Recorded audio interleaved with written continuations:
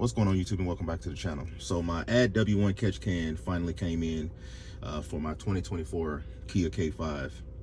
So I've already opened it, but I tried to close everything up so we can do an unboxing and let's just pretend like I didn't open it. But if you do order one of these for your Kia or Hyundai or whatever car that you have,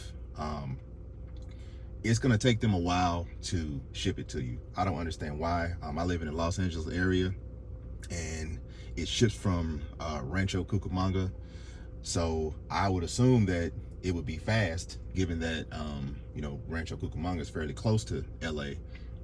But the problem is, it takes them a while to ship this thing. Like, they'll create a label, and it'll just, you track your the item, and it'll just sit in, you know, label was created status for like a week. And I finally had to email them and say, hey, you know, what's going on with my part?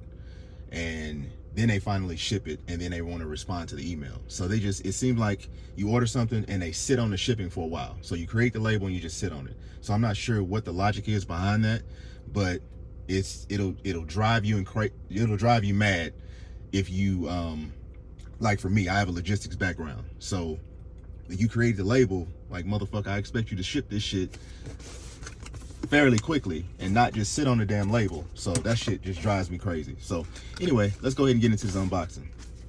So, I mean, instructions. Here's some of the hardware, some more hardware, the hoses, stickers. Let's get to the catch can itself. So when I opened this thing earlier, this thing feels a lot better than I had the J&L catch can for my Titan, and this thing feels, it feels like night and day. I'm not saying the J&L was a bad product, but this just feels heavier in the hand. It feels like it's just, the quality is just a lot better. So I can't wait to install it to basically test that quality. But everything feels, I mean, for this catch can itself, I mean, it feels amazing. Comes with a little dipstick. It comes with, like, yeah, it just comes better made. And the other one, I know I'm just comparing it to the J&L one, and this one just has it obviously has a dipstick. It has it's just, it feels better. It really does. So I hope the hosing that's in here, I hope that's better as well. So I'm excited to install this thing. So I'll install it and get back with y'all shortly.